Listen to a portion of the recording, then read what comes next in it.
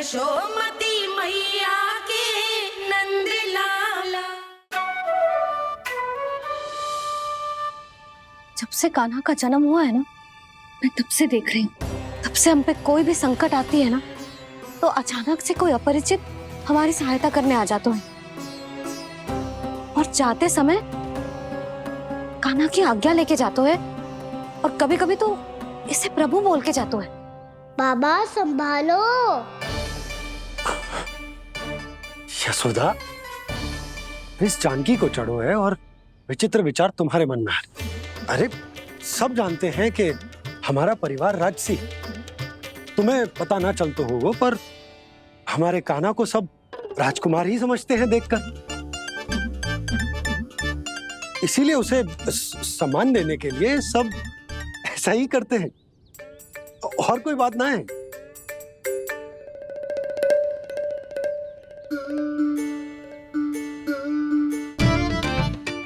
अब जे मेरे लल्ला को ऐसे क्यों घूर रहे हैं? बुरी दृष्टि लगाएंगे क्या? वैद्यराज जी, आपके सहायक तो गए, अब आप यहाँ क्यों?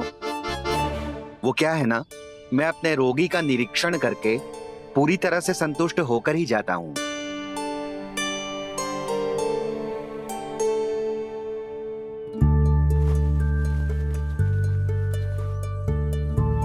हाँ, संकेत तो अच्छे हैं, कल सुबह तक बिल्कुल ठीक हो जाएगी।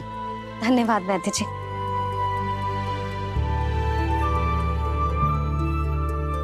बस तो फिर हम कल पकड़न पकड़ाई खेलेंगे जानकी।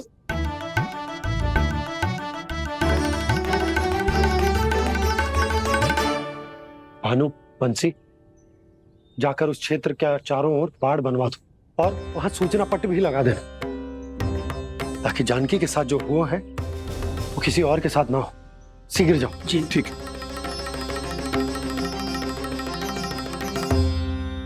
बाड़ और सूचना पट लगवाने से समस्या का समाधान नहीं होगा बाबा।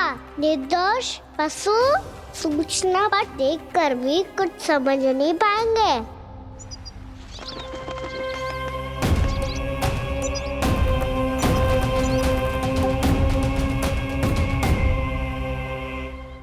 तो तुम्हारे कहने का अर्थ यह है कि व्योमासुर मारा जा चुका है और वो बालक अब भी जीवित है। हाँ महाराज, मैंने गोप बालकों को कहते सुना था कि कृष्ण ने छलिया को मोक्ष दे दिया है, पर वृंदावन सुरक्षित नहीं है महाराज। वो एक बहुत बड़ी समस्या से जूझ रहे हैं। कैसी समस्या? गांव के निकट क्षेत्र में किसी विषैले सर्प का निवास है। उसके विष का प्रभाव इतना भयानक है महाराज, जैसे विष ना हो, स्वयं हलाहल हो। मेरी कोई भी औषधि रोगी का उपचार नहीं कर पा रही थी। निकट के क्षेत्र में कहां है वो सर्प? गोप मानते हैं कि वो सर्प गांव के निकट यमुना नदी के जल में रहता है। मुझे तो लगता है महाराज, ये कालिया नाग की कथा कोई किंवदंती या लोक श्रुति नहीं, एक सच्चाई है, एक विषैली सच्चाई।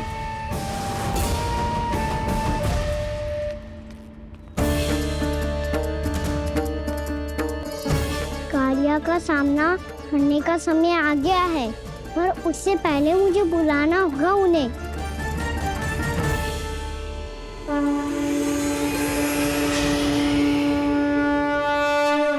संसार के दारुण भय का नाश करने वाले, सभी कष्टों का हरण करने वाले, विश्व का समस्त ऐश्वर्य प्रदान करने वाले, कमल जैसे लोचन, मुख और चरणों वाले आजानुभुज श्री राम को मैं बार बार नमस्कार करता हूँ।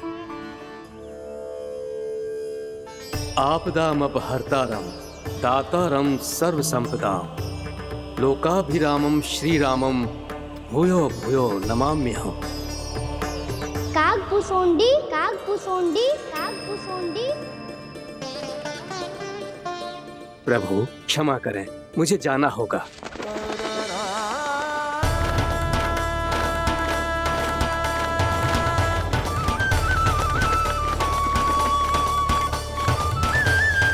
प्रणाम प्रभु। अनेक बार मैं आपके दर्शनों के लिए आया प्रभु। कभी नंद भवन के झरोखों से आपके दर्शन करके चला जाता था, तो कभी दूर किसी वृक्ष की आड़ से आपको निहार लिया करता था। आज आपने स्वयं मुझे बुलाकर धन्य कर दिया प्रभु।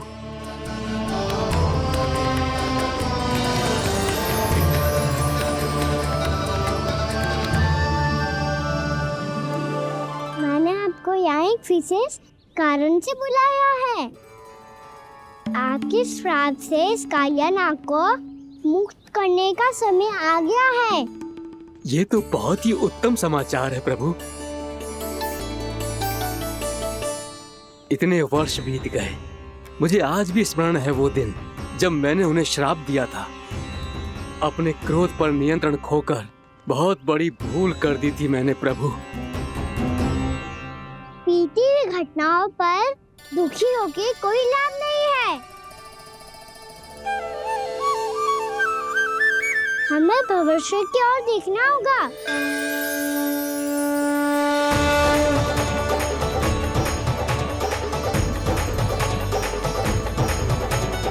आदेश कीजिए प्रभु, क्या आज्ञा है आपकी? जब मैं कालिया नाग का सामना करने जाऊं, तो आप यहीं रहेगा। आपको अपने आप पता चल जाएगा कि कब क्या करना है। और हाँ, लौटते जाते समय नारद मुनि से कहिएगा, वो आकर मुझसे भेंट करे। अवश्य प्रभु, प्रणाम।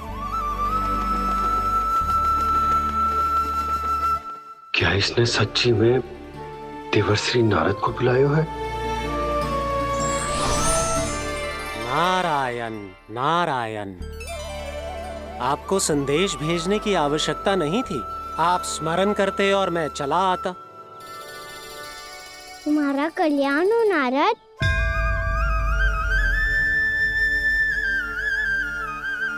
मैंने तुम्हें एक विशेष कार्य के लिए बुलाया है।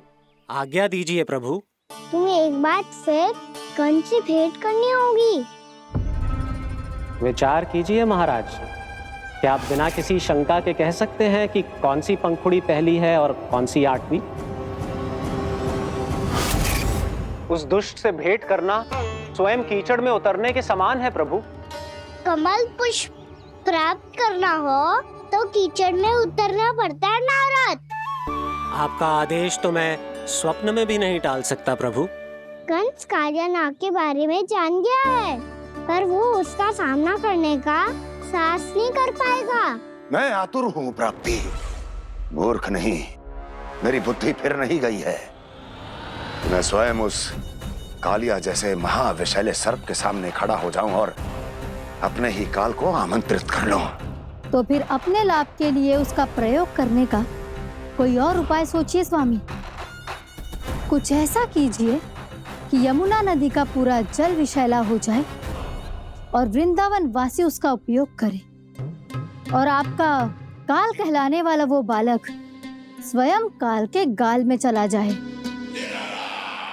उत्तम उत्तम सुझाव है प्राप्ति। अब मुझे उस कालिया तक पहुंचने का मार्ग ढूंढना होगा। उसको विवश करने का कोई उपाय ढूंढना होगा, क्योंकि व्यक्तिगत रूप से उससे भेंट करना असंभव है। असंभव।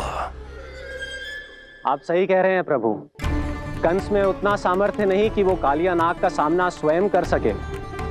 वैसे तो कालिया गरुड़ देव का भी सम्मान नहीं करता, तो फिर वो कंस का सम्मान क्यों करेगा भला?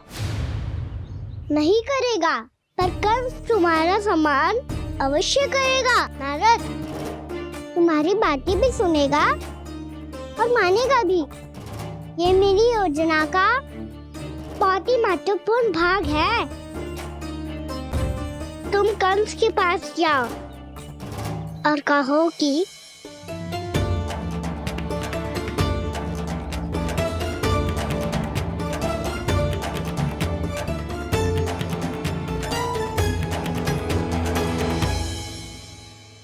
संतान अपने माता पिता को तीर्थ का सौभाग्य दिलाती, और मेरा लल्ला कितना महान कि उसने हमारे घर को ही तीर्थ बना दिया।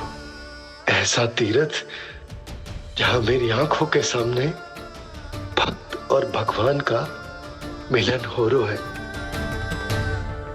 जो आज्ञा प्रभु।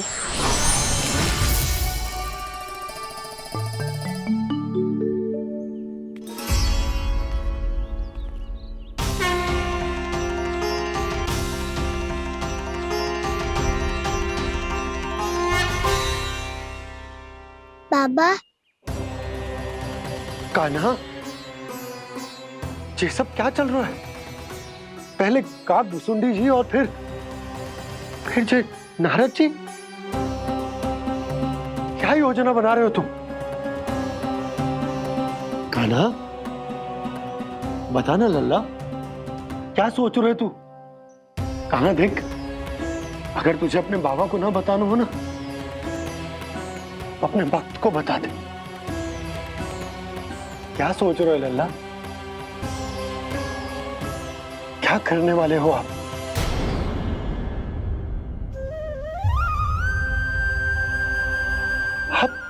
आप इतने दुखी क्यों हो? कान्हा, कान्हा, क्या होगा? क्योंकि मुझे आभास हो गया है बाबा, समय आने वाला है। कौन सा समय आने वाला है लल्ला? शीघ्र ही सब कुछ बदलने वाला है। भैया को मेरा सत्य पता चल जाएगा बाबा।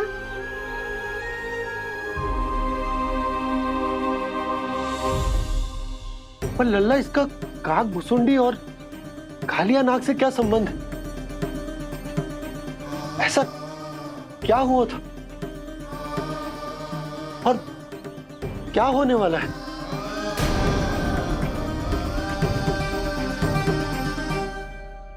जो होने वाला है बाबा, उसका संबंध उससे है जो सैकड़ों वर्ष पहले हुआ था। महर्षि भृगु के एक वंशज थे वेदशिरा मुनि, जो विंध्याचल की पहाड़ियों में साधना कर रहे थे। तभी वहाँ अश्वशिरा नाम के एक दूसरे मुनि आमंत्रण के बिना ही आ गए। कितना सुंदर और शांतिपूर्ण आश्रम है। यहाँ प्रभु की साधना करने में बहुत आनंद आएगा। शीघ्र ही अश्वशिरा मुनि उपस्थिति के कारण होने वाले व्यवधान से बाध्य होकर वेदशिरा मुनि ने अपनी आंखें खोली। कौन हो तुम और यहाँ क्या कर रहे हो? आपके आश्रम में बहुत शांति है मुनिवर। साधना करने के लिए बहुत ही उत्तम स्थान है ये। मैं चाहता हूँ कि मैं भी यहाँ। आप यहाँ साधना करना चाहते हैं, लेकिन इतना भी नहीं जानते कि किसी के आश्रम में प्रवेश करने से पहले उसकी आज्ञा लेनी चाहिए। आप ये भी नहीं जानते कि यदि कोई यज्ञ कर रहा हो तो बिना अनुमति के वहाँ प्रवेश करने से उसकी यज्ञ साधना भंग हो सकती है। आप क्या साधना करेंगे मुनि? आप तो साधना के योग्य ही नहीं हैं। इतना अपमान! एक मुनि के मुख से इतने कड़वे शब्द शोभा नहीं देते। मैं तुम्हें श्राप देता हूँ, जितनी विषैली तुम्हारी जिह्वा है उतने ही विषैले सर्प बन जाओ तुम। और ऐसा सर्प जो सांस भी ले तो निकट का वातावरण दूषित हो जाए। तुम्हारे इस दुस्साहस के लिए मैं तुम्हें श्राप देता हूँ कि तुम अभी इसी क्षण कौवा बन जाओ, और ऐसा कौवा जो कांव कांव करके अनर्गल प्रलाप करता रहे।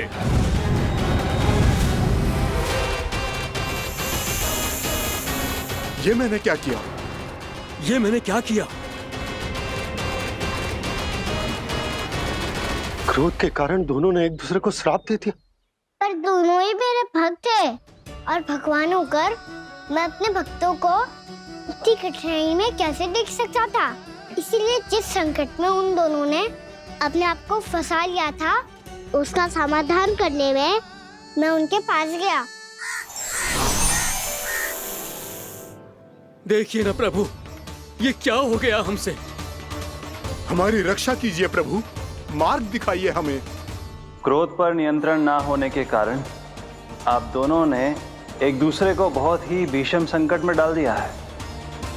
आप दोनों ही तपस्वी, तप के बल से दिए गए आपके श्राप को लौटाना भी संभव नहीं है।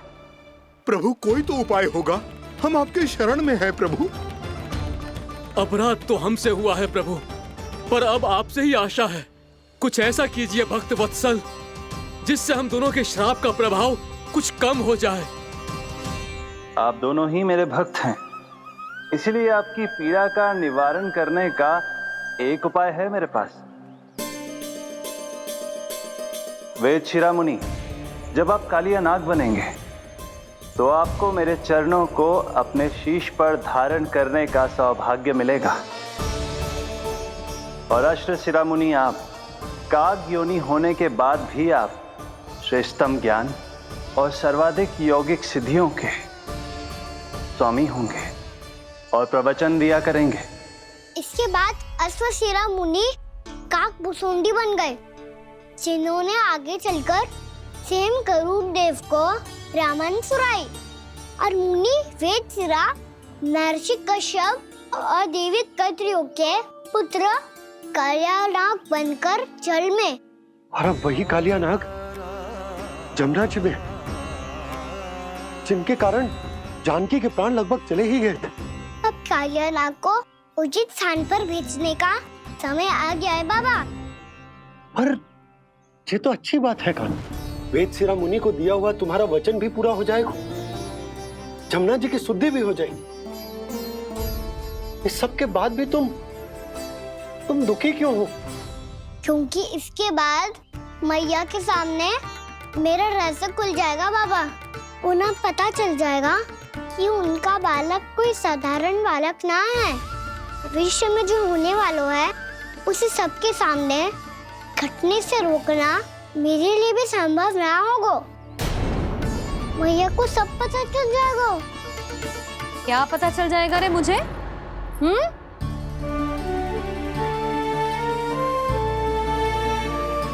यही कि सबसे अधिक प्रेम मैं आपसे ही करता हूँ। अब बस भी कर, चलो भोजन के लिए बुलाने आई थी तुम दोनों को। भूखा थोड़े ना रहने दूंगी अपने लल्ला को, मेरा लल्ला दुर्बल हो जाएगा ना। आप खिलाओगे तो ही खाऊंगा। हाँ ठीक है, मैं ही खिलाऊंगी। अब चल, आओ जी चल।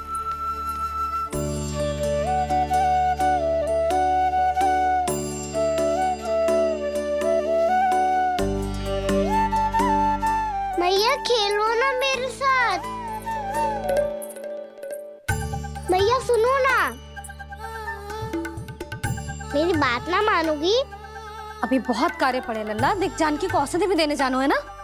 औषधि मैं दे दूंगा, फिर तो खेलोगी ना आप मेरे साथ? पिछले कुछ दिनों से अपनी मैया का अधिक से अधिक प्रेम पाने का प्रयास करो है कान्हा। इसका तो एक ही अर्थ हो सकता कि कछु बहुत बड़ो होने वालों है। कान्हा रुक जा लल्ला। कान्हा क्यों तंग कर रहा है? मैया को पहन लेना। कान्हा, कान्हा, ये क्या करो तूने?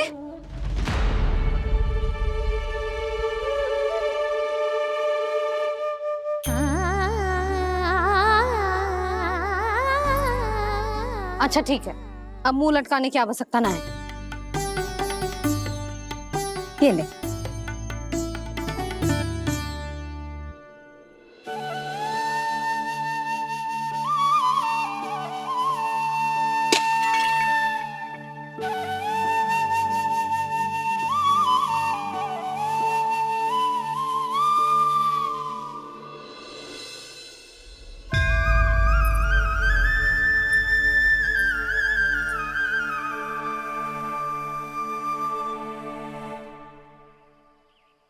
तंग करे मैया को खिजाए, खेले रूठे मनाए,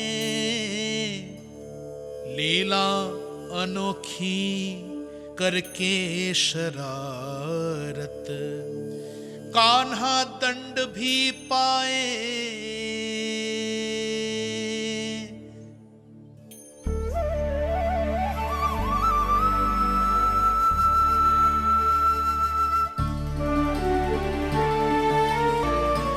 रूठना मनाना, खेलना खिलाना, पहले शरारत करके क्रोध दिलाना और फिर क्षमा मांग लेना, ये सब जानबूझकर कर रहे है कान्हा। जैसे जीवन भर के लिए अपनी मैया की ममता को अपने हृदय में समेट कर रखना चाहते हो। कैसे कैसे करूं उस कालिया से मित्रता, कैसे करूं उसका उपयोग?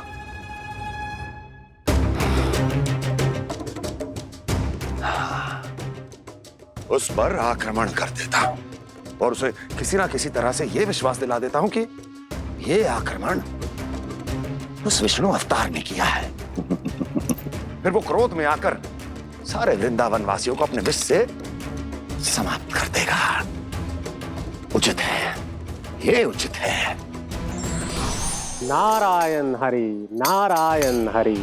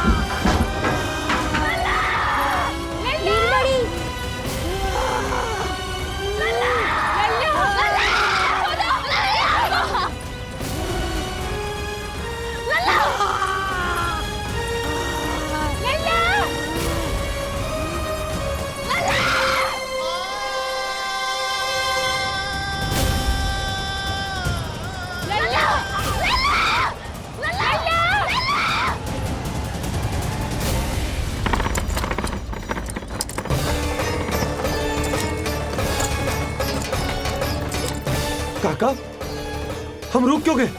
गोकुल अभी दूर है।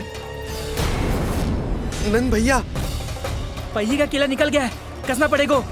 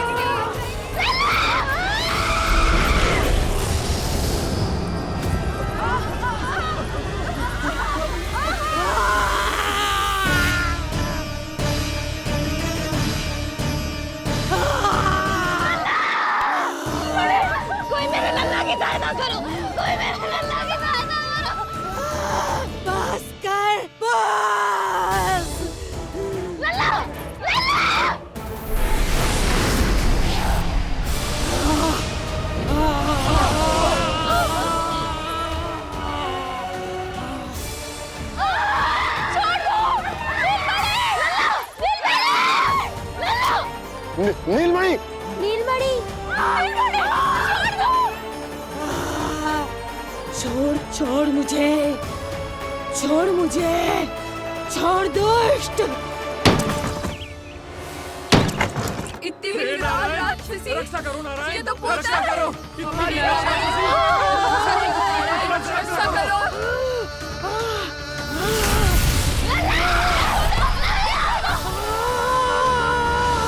छोड़ छोड़ मुझे।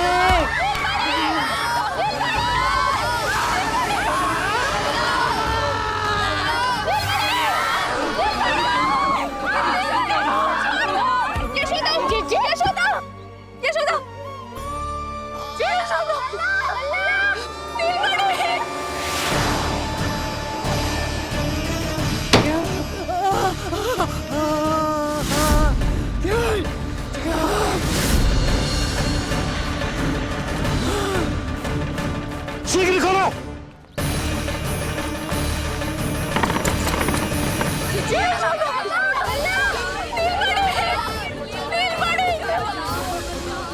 कोई जल लेके आओ, जल लेके आओ। यशोदा, यशोदा। अरे कोई समझ।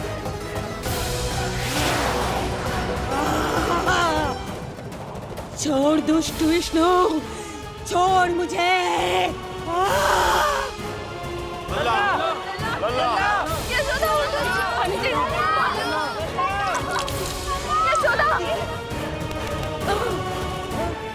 छोड़ मुझे।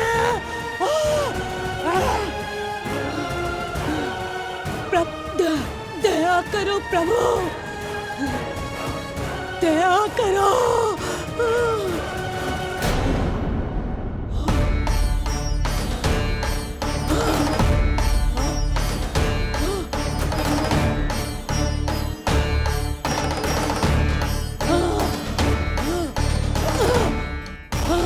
जान मुझे।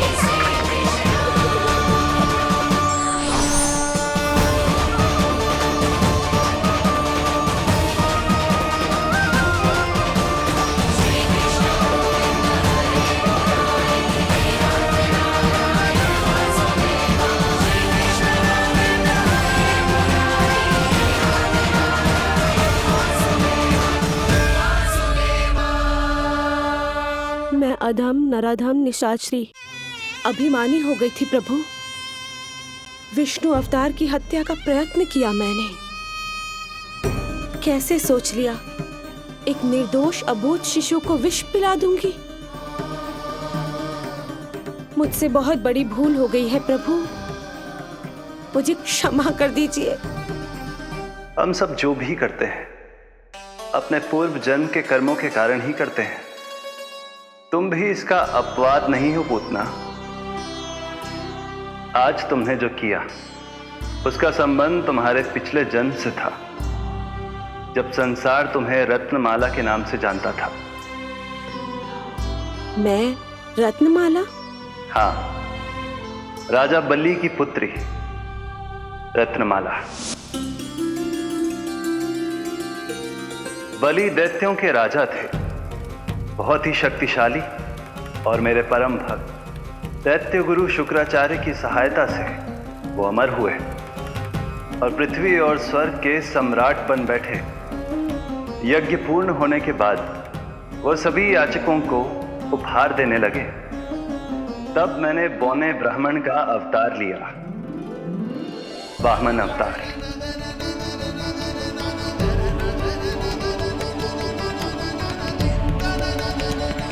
रत्नमाला के रूप में जैसे ही तुमने मुझे देखा, उस बालक जैसे अवतार के रूप से तुम भावुक हो गए। तुम्हारा हृदय ममता से भर उठा।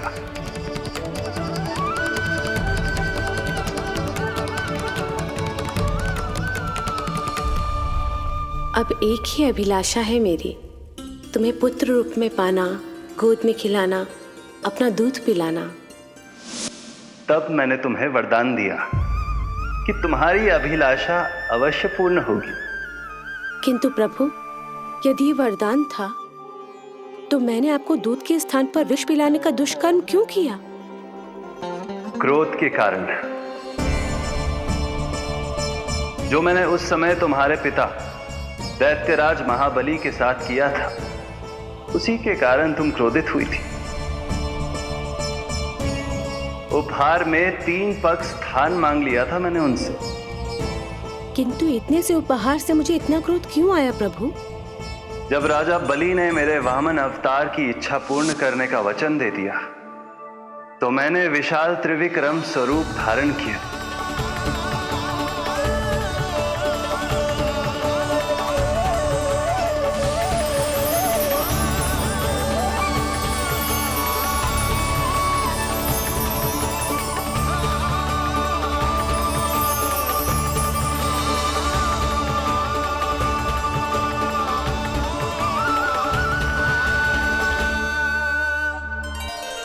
प्रथम पग में मैंने संपूर्ण पृथ्वी नाप ली, दूसरे पग में नाप लिया विशाल स्वर्ग,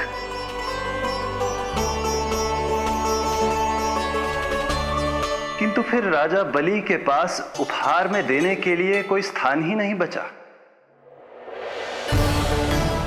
पर महाबली भी अपने वचन के पक्के थे। तीसरे पग को रखने के लिए उन्होंने मुझे अपना शीश अर्पित कर दिया। मेरे बार से महाबली पाताल लोक जाने पर विवश हो गए। अपने पिता के साथ हुए इस व्यवहार के कारण ही तुम्हें क्रोध आया था।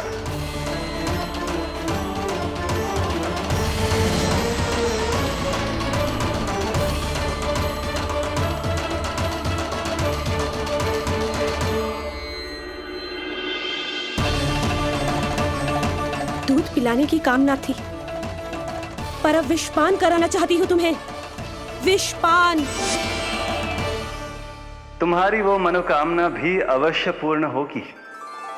मन ही मन ऐसा वरदान दिया था मैंने तुम्हें,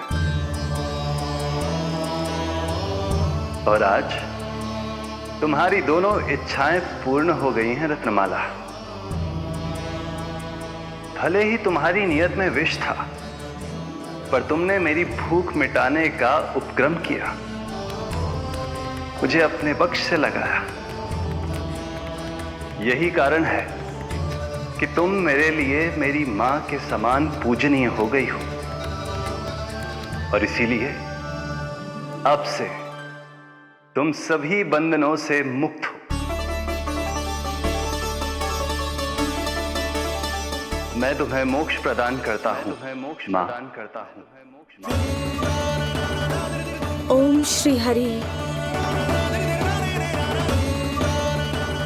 एक शंका और है प्रभु, मेरे हाथों इतने सारे निर्दोष शिशुओं की हत्या क्यों हुई?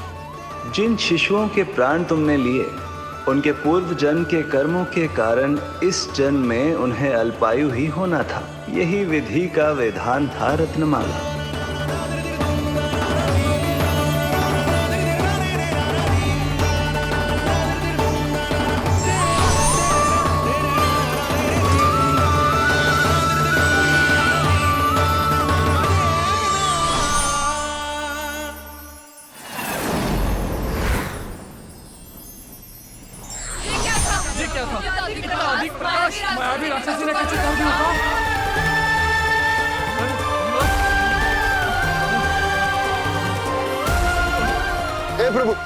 हे प्रभु रक्षा करो प्रभु।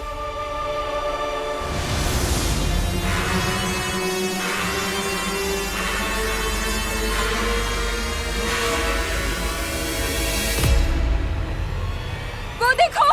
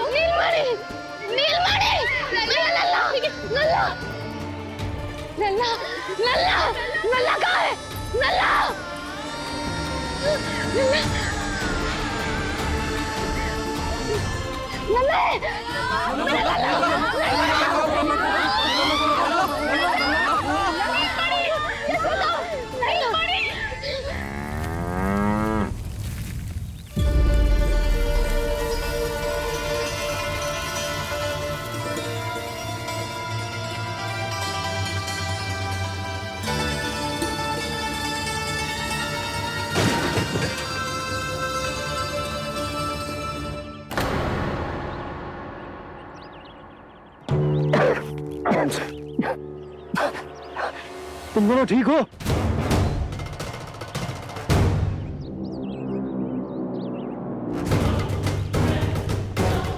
पूतना, लल्ला को कोई ढूंढो, कोई लल्ला को लेके आओ। यशोदा, लल्ला को ढूंढो, ढूंढो लल्ला को, लल्ला को, लल्ला, यशोदा,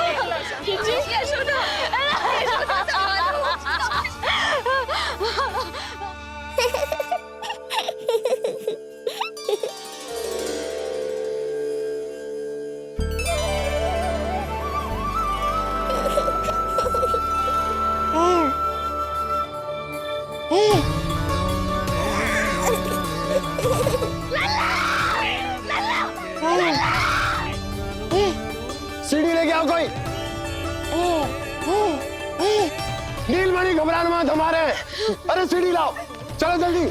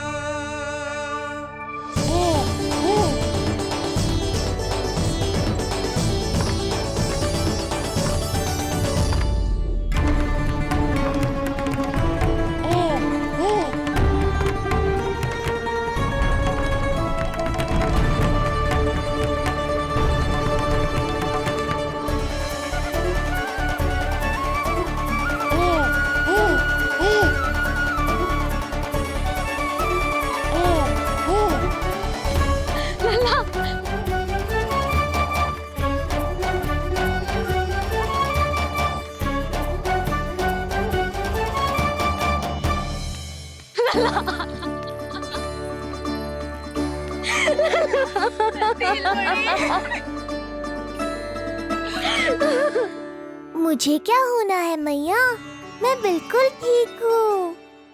मेरा नीलमणि, मेरा लल्ला, मेरा लल्ला। अब तो मत रो मैया, आ गया हूँ ना आपके पास, अपनी मैया की गोद में। मैं तुझे दियो वचन पूरा ना कर पाई लल्ला, मैं तेरी सुरक्षा ना कर पाई।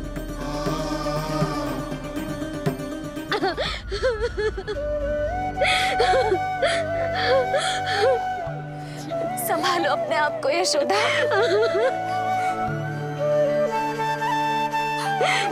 स्वास्थ्य बिगड़ जाएगा जीजी, अब बस। जीजी, लल्ला मिल गया है। जीजी, लल्ला मिल गया है। काहे घबरा रही हो?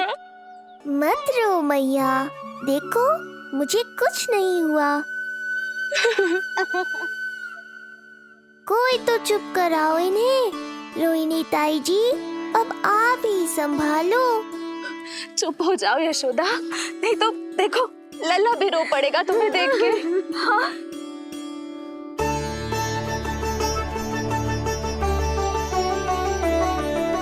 अब भी स्वयं से पहले मेरे आंसू पोंछ रही हो मैया।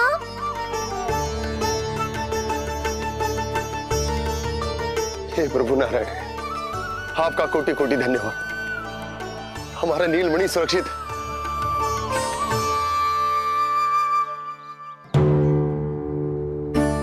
किंतु जे है कौन जो देवी बनकर आई और दानवी बनकर हमारे लल्ला को ले गई? मैं भी इतनी देर से जय ही सोच रही हूँ, जे है कौन? पूतना, मैं मंदिर पर हूँ। मुझे सूचना मिली कि अनेकों गांवों में एक राक्षसी है जो दूध पीते बच्चों को खा रही है। अब तक न जाने कितनी माओं की कोख उजाड़ दी पिछले कई दिनों में। जैसे मुझे सूचना मिली, मैं सबको सतर्क करने आ गया, पर बहुत देर हो गई। मैंने कहा ना मैया, चिंता की आवश्यकता नहीं है। अब वो किसी मैया की गोद नहीं उजाड़ पाएगी। मैं तो मैं सोचूं, इतनी भयानक राक्षसी से हमारा नीलमणि बचा कैसे? पर इसे तो करोज भी ना आई मौसी। वही तो मैं सोचूं, ये हुआ कैसे? कोई साधारण बालक तो ये कर नहीं सकता। सही कह रही है मौसी, अवश्य हमारे लल्ला अद्भुत है। मुझे भी यही लगता है, कुछ तो विशेष है अपने लल्ला में। लो कर लो बात। फिर से वही सब आरंभ हो गया। इनके चक्कर में कहीं मेरा भेद ना खुल जाए। हाँ, इस घटना से सिद्ध हो गया है बहुत दिव्य बालक है जे। अब तो मुझे पुकार लगानी ही होगी। बहन योगमाया, सहायता करो।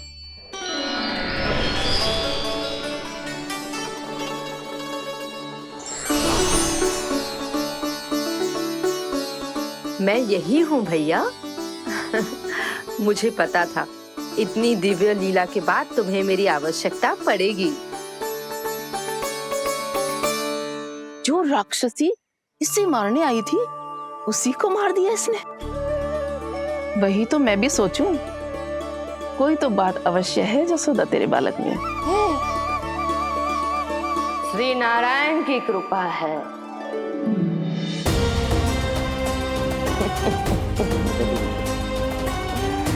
यही तो विशेष बात है यशोदा मैया के लल्ला की। श्री नारायण का आशीर्वाद अर्पित है।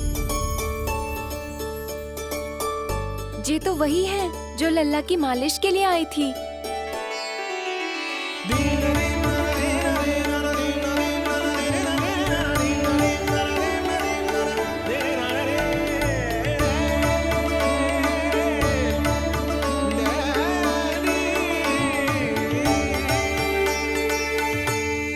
वो भयानक राक्षसी जो मानवों को खा जाती है,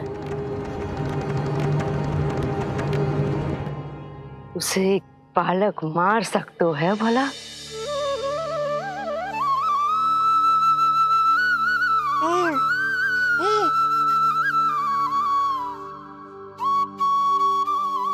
सत्य तो ये है, ये चमत्कार श्री नारायण का है। तुम सबने आकाश में एक दिव्य प्रकाश देखा या नहीं? दिव्य प्रकाश? हाँ, मैंने देखा था।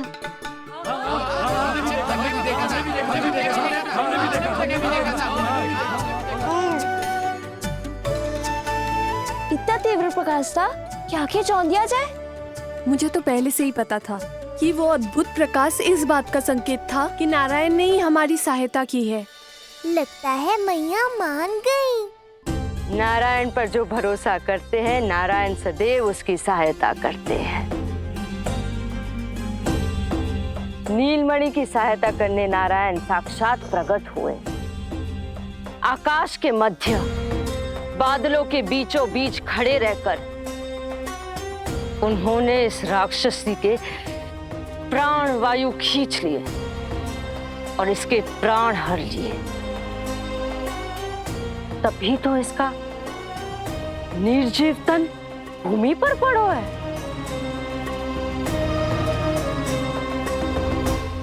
श्री नारायण स्वयं प्रकट हुए।